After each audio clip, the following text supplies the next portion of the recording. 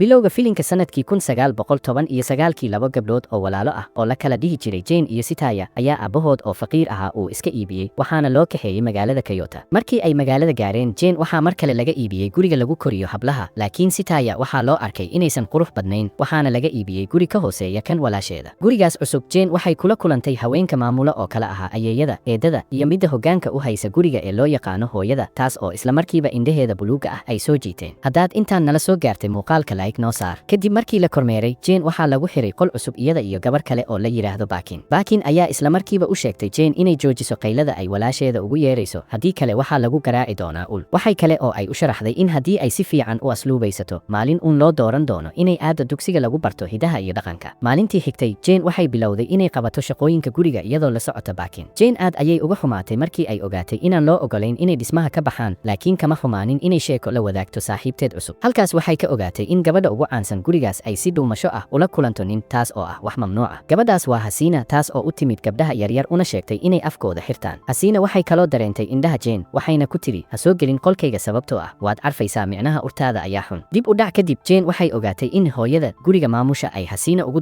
dulqaadanayso oo keliya lacagta badan ee ay soo xarayso awgeed, waana lacagtaas midda Jane lagu quudiyo. Dharka qaaliga ah ee ay xirato Hasina xitaa iyadu ma laha ee waxaa iska leh guriga. Jane si adag ayay u shaqaysay, taas oo keentay in hooyada ay u dirto dugsiga dhaqanka iyada iyo Bakin. Tani waa markii ugu horeysay ee ay guriga ka baxdo tan iyo markii ay timid. Markaas ayay Jane isku dayday inay raadiso walaasheeda, laakiin Bakin ayaa u diiday iyadoo ka cabsanaysa inay dhibaato la kulmaan. Dugsiga dhexdiisa waxay ku baratay xirfado kala duwan oo laga rabo dumarka sida ciyaarta hidaha iyo raaligelinta martida. Maalin galab ah, Jane waxaa la amray inay hagaajiso qolka Hasina, taas oo ay hadda keliya aragtay iyadoo wiil si dhuumasho ah ula joogta. Maadaama amarku ka yimid maamulka guriga, Jane way diidi weyday. Markii ay Hasina timid oo ay aragtay Jane oo alaabteeda taataabanaysa, aad ayay u xanaaqday. Si ay ugu aarsato, waxay Jane u sheegtay inay og tahay meesha ay walaasheeda joogto, laakiin waxay diiday inay u sheegto ilaa Jane ay uga ballanqaado inay adoon u noqoto. Fiidnimadii, Hasina waxay guriga ku soo noqotay iyadoo wadata saaxiibteeda kale. Labadooduba way yara sarqaansanaayeen, waxayna haysteen dhar qaali ah oo ay ka xadeen Mama oo ahayd gabadha ugu caansan deegaanka. Hasina waxay ku qasabtay Jane inay dharkaas ku shubto khad si ay u xumayso, kadibna ay ugu celiso Mama sidii ciyaar ama kaftan ahaan. Jane waxaa laga rabay inay si dhuumasho ah u qabato shaqadaas, laakiin way ku fashilantay waana la qabtay. Taas waxay dhaxal siisay in uu lagu garaaco, dayn badanna ay ku kororto guriga, waayo hooyadii maamulaysay ayaa bixisay lacagtii dharka halaabay. Intaas kadib, Hasina ayaa u timid oo ku canaanatay fashilkaas dhacay, laakiin Jane waxay soo xasuusisay inay ballantii ka soo baxday. Markaas ayay Hasina ugu dambeyntii u sheegtay meesha ay Sitaya ka shaqayso. Waxay iska dhigtay inay u naxayso, laakiin dhab ahaantii waxay Jane u aragtay qof tartame ku noqon kara, waxayna rabtay inay waddo ay guriga uga saarto ay hesho. Dhowr habeen kadib, Jane waxay raacday Hasina iyadoo dallada u haysa maadaama uu roob daayay. Halkii ay ka sugaysay inta ay shaqada ka dhammaynayso, waxay u carartay dhinaca xaafadda gaduudan ee ay walaasheeda ku jirtay. Sitaya aad ayay ugu faraxday inay aragto Jane, waxayna u sharaxday inay gurigii Jane ku jirtay dhowr jeer ayna u timid laakiin laga soo buriyey. Jane ayaana u sheegtay in marnaba aan warkaas lala soo gaarsiinin. Sitaya waxay rabtay inay caawa baxsadaan, laakiin waxay u baahnayd inay lacag soo xaddo marka hore. Waxay ku heshiiyeen inay habeenka xiga ay ku kulmaan buundada korkeeda, laakiin Jane ma hubin inay imaan karto. Sitaya waxay u sheegtay inay mar horeba sugitaan ku daashay, haddii Jane ay imaan weydana ay iyadu keligeed goosan doonto oo ay baxsan doonto. Jane waxay ku laabataa gurigii, waxayna halkaas ku aragtay Hasina oo si dhuumasho ah ula joogta wiilka ay saaxiibka yihiin. Hasina ayaa wiilkii degdeg u burinaysa ka hor intaan la qabanin, laakiin hooyada guriga maamusha ayaa maqashay sawaxanka, markaasay soo baxday. Hasina ayaa markaas been abuuraysa oo leh Jane ayaa mar kale been sheegaysa. Markii ay hooyadii bilowday inay garaacdo Jane, Jane waxay ogaatay inaysan hadda kadib wax dayn ah ku lahayn Hasina, markaasay runta u sheegtay hooyada oo ay u sheegtay wixii ay aragtay. Hooyadii oo aad u xanaaqsan ayaa baartay qolkii Hasina, waxayna xaqiijisay in warka Jane uu dhab yahay. Markaasay dharbaaxday Hasina, waxayna ka mamnuucday inay wiilkaas dambe u tagto, waayo dumarka looma ogola inay jeclaadaan qof ay iyagu doorteen. Waxay kale oo ay amartay in albaabada oo dhan la xiro si aan qofna u bixi karin iyadoon ogeyn. Habeenkii xigay, Jane waxay isku dayday inay saqafyada guriga dushooda ka marto si ay u baxsato oo ay walaasheeda ay ula kulanto, laakiin waxay ka dhacday dhismaha, dhaawac aad u weyna waa uu soo gaaray. Sitaya keligeeda ayay baxsatay, Jane dib dambe uma aysan arkin walaasheeda. Waxaa intaas u dheer, waxaa u timid geerida waalidiinteeda, waxaana daynteedii lagu daray lacagtii dhakhtarka ee lagu daaweeyey. Hooyadii waxay go'aansatay inay joojiso lacagta ay ku bixinaysay waxbarashada Jane, waxayna u xil saartay inay noqoto adeegto caadi ah si ay daynta guriga isaga bixiso. Maalin galab ah, Jane waxay istaagtay buundada dhexdeeda iyadoo ka fekeraysa sida nolosheedu ay u xumaatay. Halkaas waxaa ku arkay mudane Kane, kaas oo aan jeclayn inuu arko gabar yar oo qurux badan oo misana murugaysan. Wuxuu u iibiyey jalaato si uu uga farxiyo. Kadib markii uu la yaabay quruxda indhaheeda, wuxuu siiyey lacag uu ugu duubay maradiisa gacanta, kadibna waa uu ka tegey. Jane waxay dareentay in ninkaas ay weheliyaan laba hablood oo dumarka ka mid ah. Xilligaas ayay Jane heshay hadaf ay u noolaato, waxay ku dhaaratay inay noqoto gabar caan ah si ay maalin uun dib ugu aragto mudane Kane. jane lacagtii uu siiyey waxay u isticmaashay inay nasiib ku weydiisato maradii uu u dhiibayna waxay u haysatay xasuus qaali ah sannado badan kadib baakin waxay noqotay hor joogto iyadoo ay barayso hasiina halka jane oo hadda 15 sano jir ah ay weli adeegto ka tahay guriga habeenada ka mid ah jane waxay u oroday meel casho lagu cuno oo ay saaxiibteed joogto si ay ugu geyso qalab muusig oo ay ka tagtay markaasay aragtay in mudane kane uu ka mid yahay martida laakiin markii uu kane maqlay sawaxan oo uu banaanka u soo baxay si uu u fiiriyo qofka jooga jane way carartay waayo diyaar ma aysan u ahayn inay la kulanto maalmo kadib maama oo ahayd dumar caan ah ayaa timid gurigii si ay ula hadasho hooyada maama waxay sheegtay in maadaama ayeeyadii ay dhimatay aan loo baahnayn adeegto kale waxayna codsatay inay jane iyadu ka haysato si ay u barato xirfadda guriga waxay ballanqaaday inay bixinayso kharashka jane haddii 6 bilood gudahood markay jane shaqada bilowdo ay deynta iska bixin weydo maama waxay ballanqaaday inay hooyada siin doonto labalaab lacagtii lagu lahaa jane hooyadii si farxad leh ayay u aqbashay laakiin maama shardi ayay ku xirtay shardigu wuxuu ahaa haddii jane ay deynta ku bixiso muddadaas markaas hooyada wax qayb ah ma ku yeelanayso lacagta ay jane mustaqbalka shaqaysato jane waxaa loo diyaariyey inay waxbarashada ku laabato taas oo ka caraysiisay hasiina baakin waxay rabtay inay taageerto saaxiibteeda jane laakiin hasiina ayaa dharbaaxday baakin waxayna ku tiri iska daa sababtoo ah jane hadda waa qof kula tartamaysa wixii markaas ka dambeeyey baakin way ka fogaatay jane sida ballanku ahaa maama waxay bilowday inay jane barto wax kasta oo looga baahan yahay guriga jane waxay kale oo la kulantay nin taajir ah oo la yidhaahdo baaron kaas oo taageere u ahaa maama nasiib wanaag maama waxay ka cafisay jane dharkii ay hore uga xumaysay waayo waxay ogaatay in hasiina ay shirqoolkaas lahayd waxayna jane ula dhaqmaysay sida walaasheeda oo kale casharada la siinayay waxaa ku jiray fanka habka loo socdo iyo sida loo soo jiito ragga laakiin sharciga ugu muhiimsan wuxuu ahaa in dumarku ay yihiin dad fanka iyo maaweelada ku takhasusay dumarka jirkooda ma iibiyaan jane waxay samaysay dadaal kasta si ay u foojignaato oo ay u barato dhammaan xeeladaha shaqada markii ay ugu dambayntii diyaar garowday maama waxay u bixisay magac cusub si ay ugu dhalato nolosha dumarnimada magacaas oo ah sayra markii ugu horreysay ee ay sayra dadka hortooda ka soo muuqato waxay ahayd munaasabad casho ah oo uu lahaa baaron iyo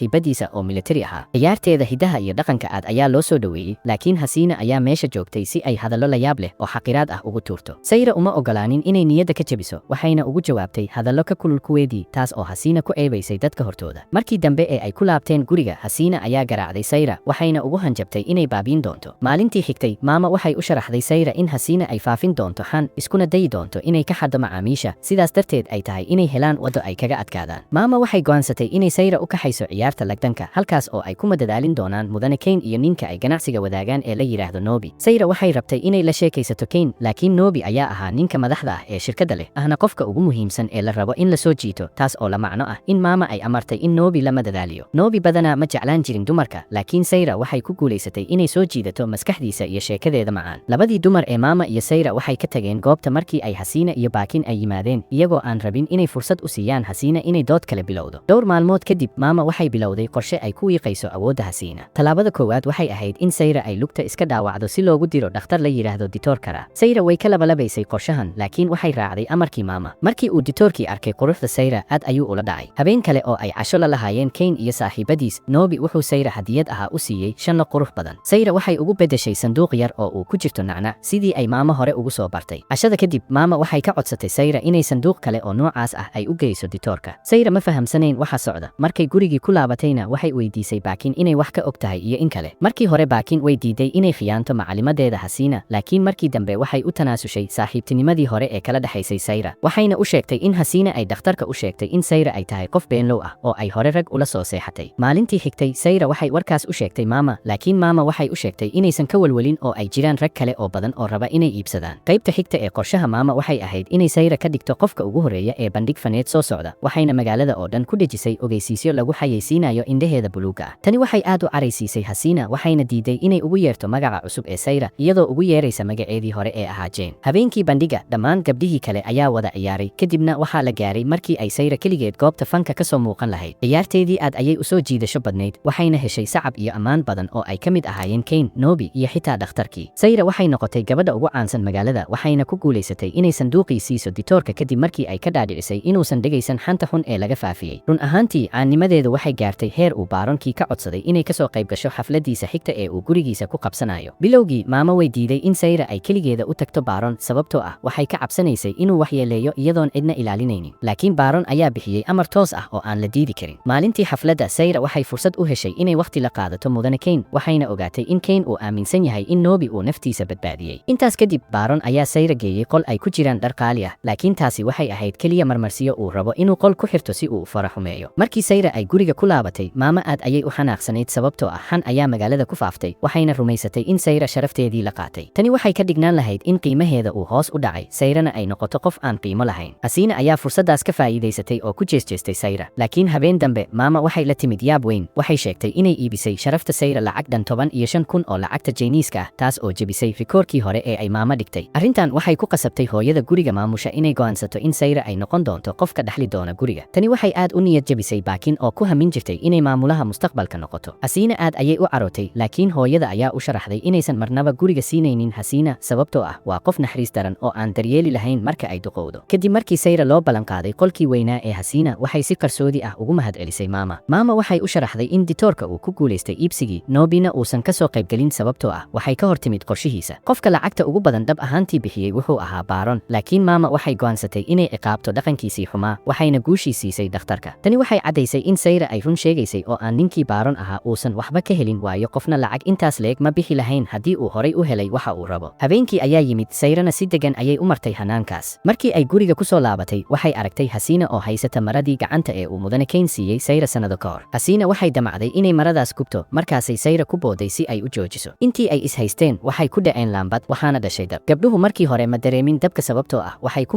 mashquulsanaayeen dagaalka, laakiin markii ololku u weynaaday, sayra ayaa bilowday inay qayliso. Hasiina oo xumaan iyo cuqdad ka buuxdo ayaa halkii ay dabka dejin lahayd, waxay jebisay laambado kale si uu dabku u sii xoogaysto. Intaas kadib, Hasiina gurigii waa ay isaga carartay, waxayna sayra uga tagtay inay noqoto hormuudka rasmiga ah ee guriga. Gurigii waa la badbaadiyey inkastoo dhar badan oo qaali ah ay ku gubteen. Ma jirin waqti badan oo wax lagu dhiso sababtoo ah sanadkaas waxaa qarxay dagaalkii labaad ee adduunka, magaaladana waxaa looga digay weeraro. Dagaalkii markii uu dhammaaday ayuu Nobi u yimid sayra isagoo xambaarsan warar cusub. Wuxuu u sheegay in hooyadii iyo eedadii ay nabad qabaan, laakiin ninkii Baaron ahaa uu khasaaray oo ganacsigiisii uu dhumay, isna uu isdilay. Mudane Kane isna wuxuu si adag uga shaqaynayay magaalada Osaka, laakiin nasiib darro waxay waayeen warshadoodii. Nobi wuxuu rabay inay ganacsiga dib u dhisaan, wuxuuna qorshaynayaa inuu la kulmo sarkaal Maraykan ah oo awood u leh inuu siiyo qandaraas weyn. Nobi wuxuu sarkaalkaas tusay sawirka sayra, sarkaalkiina wuxuu doonayay inuu la kulmo. Sidaas darteed, Nobi wuxuu ka codsaday sayra inay dib ugu soo laabato shaqadii dumarnimo si ay gacan uga geliso helitaanka qandaraaskaas. Sayra markii hore ma doonaynin inay shaqadaas ku laabato, laakiin waxay aqbashay markii Nobi uu sheegay in arrintani ay farxad gelinayso mudane Kane. Markii ay sayra gurigii ku laabatay, waxay aragtay in wax walba ay isbedeleen. Askar Maraykan ah ayaa meel kasta joogta, gabdhihii jidka joogay waxay isku sheegayeen arrinteeda, taas oo sumcad xumo u soo jiiday dumarnimadii rasmiga ahayd. Markii ay booqatay maama, waxay ogaatay in dagaalku uu isbedelay. Waxay ahayd qof daalan oo ka murugaysan lumitaankii Baaron oo ay dareen u haysay. Maama waxay iibisay dharkeedii iyo dahabkeedii si ay u noolaato, haddana waxay ka shaqaysaa kiraynta qolalka. Laakiin kadib markii sayra ay ka codsatay inay caawiso, maama waa ay aqbashay inay ku biirto ballanteeda xigta, iyadoo xiran dharka keliya oo ay xafidatay, kaas oo ahaa xasuustii maalintii Baaron uu taageeraha u noqday. Intii ay magaalada joogtay, sayra waxay la kulantay Baakin oo noqotay qof raacda askarta Maraykanka oo dhaqankooda qaadatay. Sayra waxay ka raali gelisay wixii dhacay sanado ka hor, waxayna u qiratay in gurigii ay iyadu lahayd, laakiin Baakin waxay u xaqiijisay inaysan hadda u caraysnayn oo ay macaamiil badan haysato. Intaas kadib, hooyadii ayaa dib u furtay gurigii, waxayna ka caawisay sayra inay mar kale hormuud noqoto iyadoo u isticmaalaysa wixii qalab ahaa ee u haray. Maalintii kulanka ganacsiga, sayra waxay la kulantay sarkaalkii la yiraahdo Derek, waxayna sidoo kale dib u aragtay mudane Kane. Nobi, Kane, sayra, maama iyo Baakin waxay askartii Maraykanka u raaceen jasiiradaha Miami, halkaas oo ay waqti ku soo qaateen. Nobi wuxuu u qirtay sayra inuu ku degdegayo dib u dhiska ganacsigiisa sababtoo ah wuxuu rabaa inuu noqdo ninka rasmiga ah ee guddoomiyaha noqon doona. Markii uu Nobi uga tegay hanjabaad ah inaan la diidi karin amarkiisa, sayra waxay u tagtay maama si ay uga cabato xaaladan. Laakiin maama waxay niyad jabisay sayra, iyadoo u sheegtay inay qasab ku tahay inay aqbasho Nobi, waayo wuxuu badbaadiyey nolosheeda. Maama waxay u sharaxday in Nobi uu si naxariis leh uu ula dhaqmo sayra, taasna ay tahay wax ka badan wax kasta oo ay gabar ah ay ku riyoon karto. Si kastaba ha ahaatee, sayra weli ma rabto inay iska ilowdo mudane Kane, markaasay qorshe u degtay inay Nobi isaga buriso. Waxay u tagtay Baakin, waxayna ka codsatay inay Nobi u keento beerta saacadda 9 fiidnimo si ay wax lama filaan ah u tusto. Xilligaas sayra waxay qolkeeda ku martiqaaday sarkaalkii Maraykanka ahaa ee Derek. Qorshaheedu wuxuu ahaa in marka Nobi uu arko iyagoo isla jooga, uu arko inay tahay qof nijaas ah oo uusan rabi doonin mar dambe. Laakiin qofkii ay Baakin keentay ma uusan ahayn Nobi ee wuxuu ahaa mudane Kane. Kane markii uu arkay waxa socda, isla markiiba wuu iska baxay isagoo aad uga xun wixii uu arkay. Sayra oo aad u naxsan ayaa weydiisay Baakin sababta ay saas u samaysay. Baakinna waxay u qiratay in tani ay tahay aarsashadii ay kaga aarsanaysay gurigii laga dhaxlay. Subaxdii xigtay, sayra oo rajo dhigtay, qalbiguna jabsan yahay, ayaa maradii gacanta ee Kane uu siiyey ku tuurtay badda. Dhowr maalmood kadib, sayra waxay dib ugu laabatay shaqadeedii. Waxaa loo sheegay in macmiil aad u muhiim ah uu rabo inay ugu tagto guriga si uu ugu bandhigo inuu noqdo ninka ay u shaqayso. Sayra waxay malaysay in ninkaas uu yahay Nobi, laakiin markii ay goobtii tagtay, waxay la yaabtay inay halkaas ugu tagtay mudane Kane. Waxaa soo baxday in Kane uu mar walba ogaa in sayra ay tahay gabar gabadhii yarayd ee uu ku arkay buundada sanado ka hor isaga ayaana dhab ahaantii u soo diray maama si ay u barato Sayra kadib markii uu arkay iyadoo si qarsoodi ah u fiirinaysa saaxiibteeda baakin markay shaqaynaysay. Kane mar walba dareen jacayl ayuu u hayay Sayra laakiin weligiisa ma dhihin isagoo ixtiraamaya saaxiibkiisa Nobi oo uu dayn ku lahaa. Haddase Nobi wuxuu ka shakisan yahay Sayra sababtoo ah wuxuu maqlay wixii dhex maray iyada iyo sarkaalkii Mareykanka ahaa. Sidaas darteed Kane wuxuu si rasmi ah u weydiistay Sayra inay isaga ka dhigato ninka ay nolosha la wadaagayso. Sayra si farxad leh ayay u aqbashay, labadoodiina waxay isweydaarsadeen isku soo dhawaansho calaamad u ah bilowga noloshooda cusub ee ay wadaagi doonaan. Muuqaalka like saar haddii ay tahay markii ugu horeysay aad soo booqato janaalka, subscribe dheh, gambaleelka furo si aad u hesho muuqaaladayda xiga. Mahadsanid.